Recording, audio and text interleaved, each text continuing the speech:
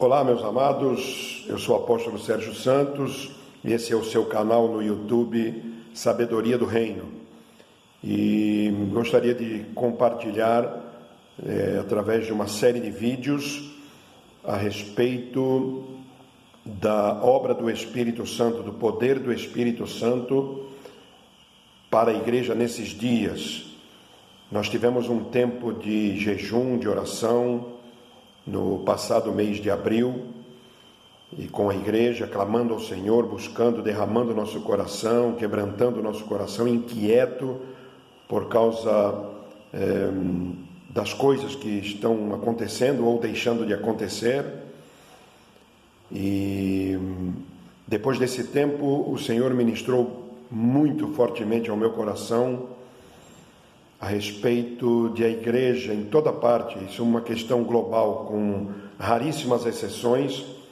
A igreja, e eu sei que isso pode chocar alguns e levar alguns até a se inquietar com isso, mas o Senhor disse: a igreja vive hoje na mais profunda miséria espiritual.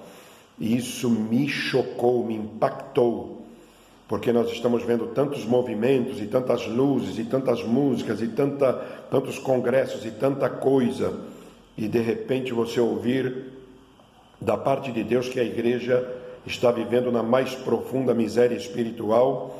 Isso é de se preocupar, é de causar espanto. Mas a partir daí continuamos orando e buscando ao Senhor, e buscando no Senhor direção, buscando no Senhor palavra. E interessante que desde janeiro, praticamente janeiro, antes mesmo de a gente ter esse tempo de jejum, de quebrantamento, de buscar em Deus uma luz, uma direção, uma revelação, desde janeiro o Senhor já vinha ministrando algo a respeito do Espírito Santo, porque a igreja, ela trocou as coisas profundas de Deus, ela trocou o poder que move a igreja, que é o Espírito Santo, por tantas programações e por tanta coisa, e acabou perdendo a sua essência. O que nós estamos vendo hoje na igreja, os acontecimentos, coisas terríveis acontecendo no seio da igreja, coisas que acontecem que nunca aconteceram e agora estão acontecendo, que estão deixando as pessoas espantadas, é resultado de uma igreja que semeou na carne, e agora uma geração está colhendo a corrupção que foi plantada na carne, porque a Bíblia diz que aquele que semeia na carne, da carne colherá corrupção. Por isso, precisamos com urgência ministrar essa palavra a respeito do Espírito, exortando a igreja a voltar a se mover no poder do Espírito Santo. Não estamos falando apenas de algum aspecto, mas do fogo, do poder, do sobrenatural, do caráter, sim, claro. Eu tenho falado que o sobrenatural atrai pessoas para a igreja, mas é o caráter da igreja que mantém as pessoas na igreja. No entanto, nós não podemos, só em busca do caráter, só em busca de uma vida santa, uma vida reta, banir o poder do Espírito Santo da vida da igreja, como nós temos visto nessa geração. Hoje nós temos luzes, hoje nós temos fumaça, hoje nós temos estratégias, hoje nós temos estratégia de crescimento. A igreja parece que virou uma empresa. Não estou falando contra. Eu estou falando que estas coisas não podem substituir o poder do Espírito Santo. Por isso, o tema do nosso assunto hoje aqui é: não apague o Espírito. 1 Tessalonicenses capítulo 5, verso 19 diz: não extingais o Espírito. Nós não podemos extinguir, apagar o Espírito da vida da igreja. A igreja é o corpo de Cristo na terra. E o que estabelece a igreja como corpo de Cristo na terra, corpo vivo de Cristo na terra, não é a sua beleza externa, não é a sua organização, não são os seus departamentos, não são seus cantores ou pregadores, mas o Espírito Santo. Todas estas coisas são legítimas se forem instrumentos gerados pelo Espírito e sustentados pelo Espírito. Se essas coisas não forem geradas pelo Espírito para atenderem às demandas do reino e não às demandas do mundo, essas coisas não têm valor algum. Quando nós lemos nas cartas de Paulo ou nas demais cartas, vamos perceber que havia, melhor dizendo, uma preocupação com a vida no Espírito e não com formas e fórmulas. A preocupação dos apóstolos, ao escreverem suas cartas, era a vida no Espírito, a vida poderosa, e não as formas e nem as fórmulas. A vida da igreja primitiva era simples e sem esses modelos e estereótipos que vemos hoje. A vida da igreja primitiva não se resumia a cultos e programas. Os cultos eram reuniões simples, feitas nas casas, sem pompa, sem programas e sem os vícios que hoje nós vemos. Claro que nós não podemos ter só trabalho nas casas. A igreja cresceu muito, hoje é outra realidade. Nós não podemos ter 100, 200, 300, não podemos nem ter 30 às vezes. 30 pessoas dentro de uma casa, o que dirá 1.000, 2.000, 3.000 pessoas, precisamos ter um local, claro, óbvio, mas sem a essência, sem esses vícios que nós estamos vendo hoje, e com a essência do verdadeiro Evangelho, da verdadeira Palavra de Deus, que nos faz mover no poder do Espírito de Deus, gerando frutos em Deus e para Deus. A igreja primitiva era uma igreja cheia do Espírito Santo, era uma igreja cheia da palavra e levava as marcas do Senhor Jesus Cristo.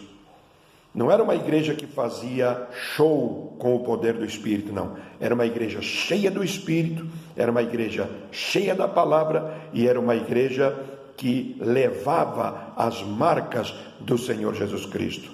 O foco da igreja primitiva era, primeiro, expandir o reino.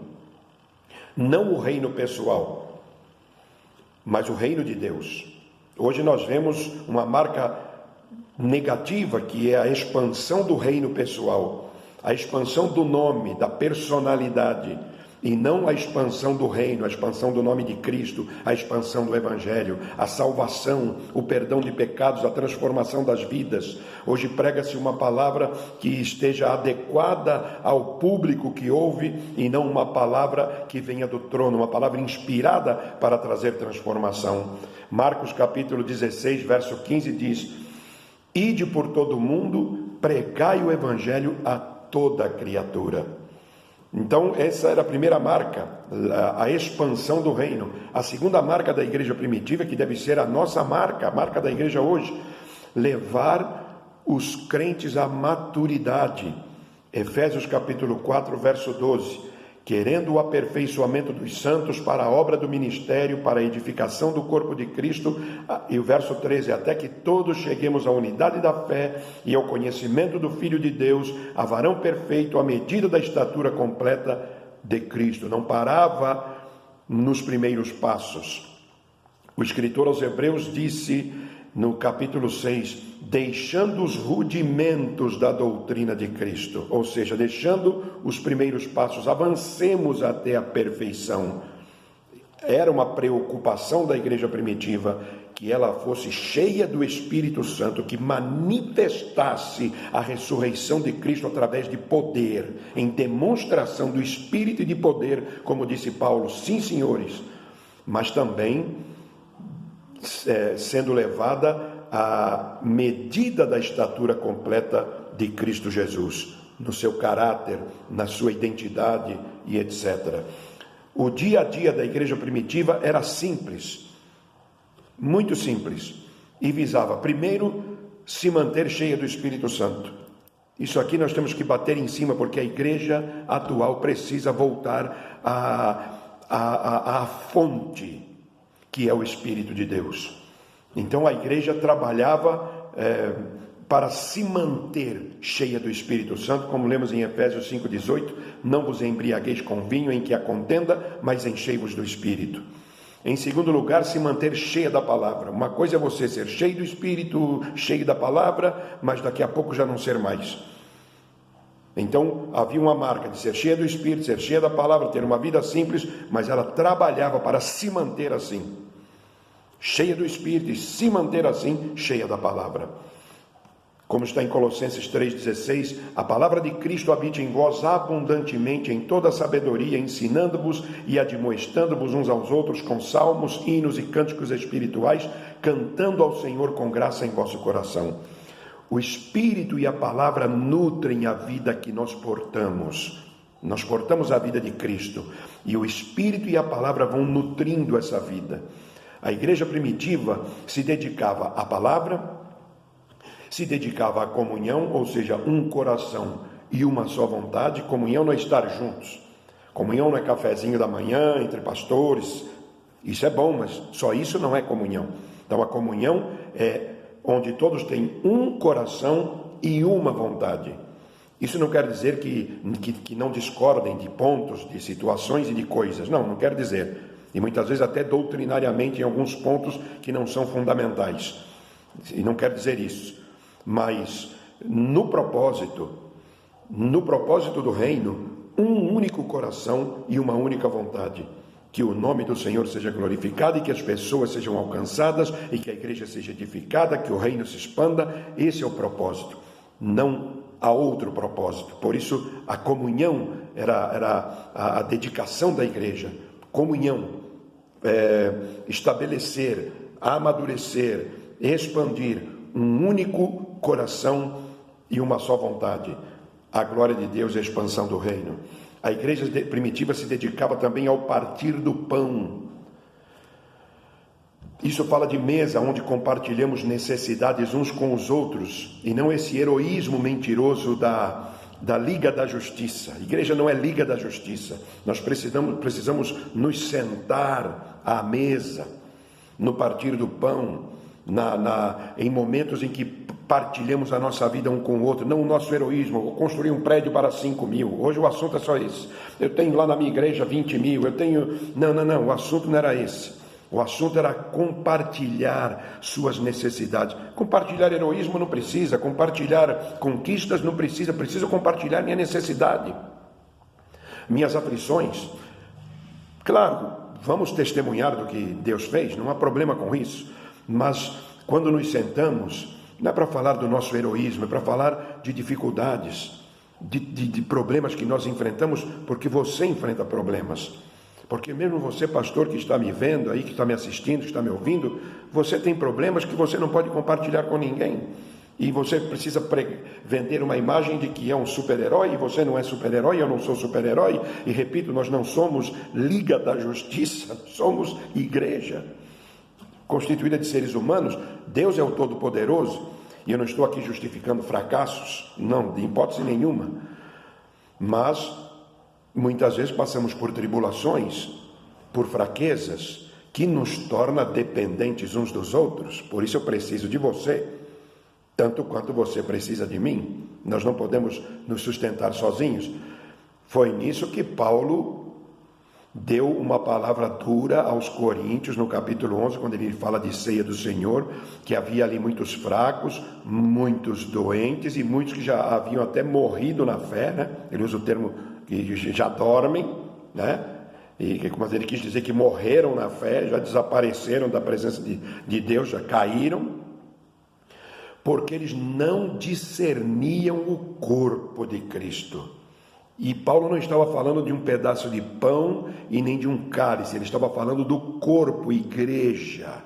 Quando não se discerne o corpo, a função que eu tenho no corpo, a necessidade que você tem de compartilhar as coisas comigo para que eu possa ajudar a sarar você e eu compartilhar com você necessidades para que você possa me ajudar a caminhar, a sarar e caminhar. Quando não discernimos o corpo, então nós acabamos ficando doentes, acabamos ficando com problemas sérios e até desfalecendo totalmente na fé, por não discernir o corpo. E uma outra coisa que a igreja primitiva se dedicava era nas orações.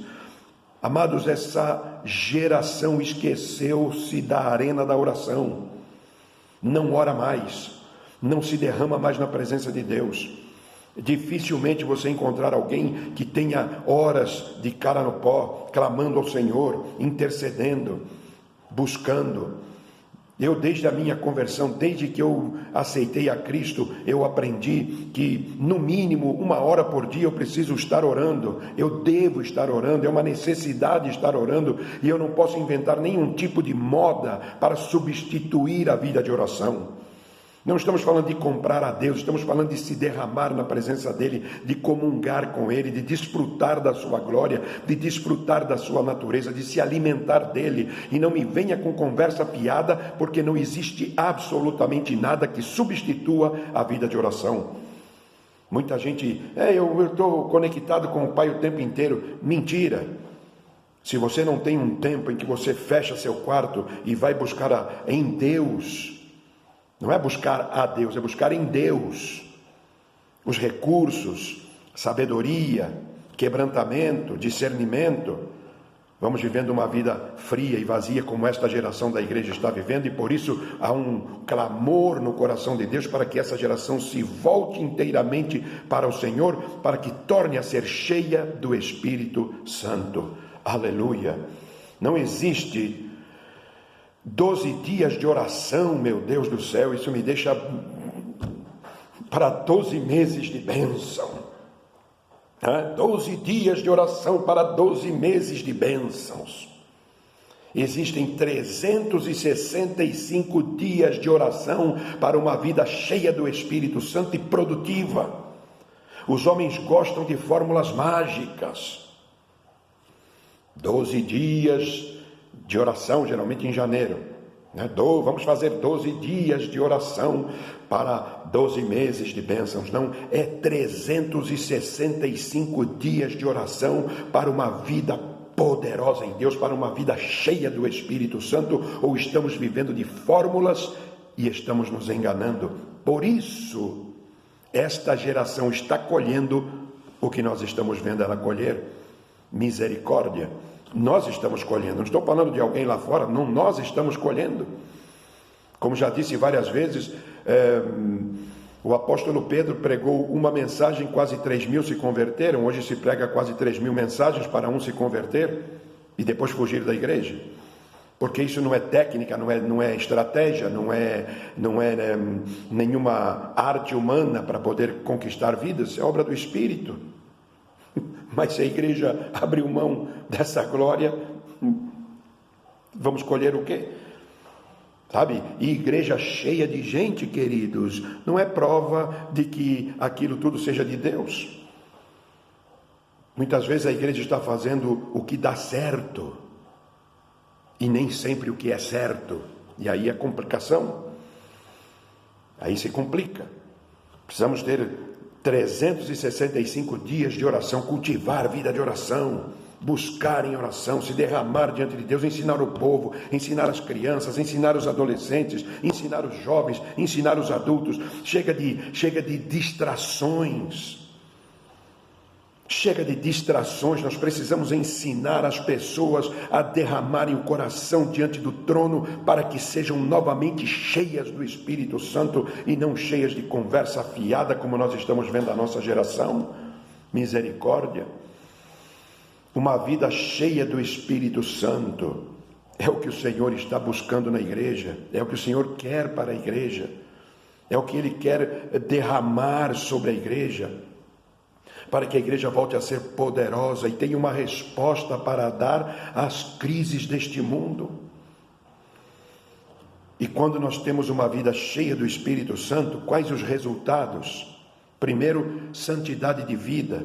Amados, santidade não é ser adepto dessa fórmula, daquela fórmula, ou dessa doutrina, ou daquela doutrina. Santidade é a natureza de Cristo crescendo em mim. Isso é santidade. O resto é tudo pataquada, porque qualquer coisa externa não serve para provar se eu sou santo ou não.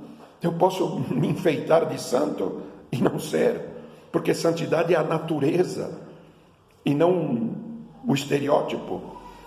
Se valorizarmos o Espírito Santo, passaremos a ser governados por Ele. Sua natureza vai nos impregnar e a velha natureza vai ficando na cruz. Romanos 8,13, porque se viverdes segundo a carne, morrereis, mas se pelo Espírito mortificardes as obras do corpo, vivereis. Se tivermos uma vida cheia do Espírito Santo, vamos ter a direção do Espírito. Existe algo mais glorioso do que termos a direção do Espírito Santo na nossa vida? Sermos governados por aquele a quem mais damos valor. Se nós damos valor ao Espírito, nós vamos ser governados por Ele. E, amados, há um preço muito alto pelo erro. Quando erramos, o preço é alto demais. Todo erro tem um preço, todo pecado vai ter um preço, não adianta. Ah, mas a graça, sim, a graça nos perdoa, nos limpa, nos leva para o céu. Mas, amados, se nós não tivermos uma vida cheia do Espírito, nós vamos tomar atitudes erradas, vamos errar o alvo e vamos perecer. Vamos estar constantemente precisando de milagres para nos tirar dos buracos que nós mesmos nos metemos por falta de direção do Espírito de Deus. Os milagres têm outra finalidade, fazer expandir o reino e não viver nos arrancando dos buracos que nos metemos por falta de direção. Quantas vezes vemos pessoas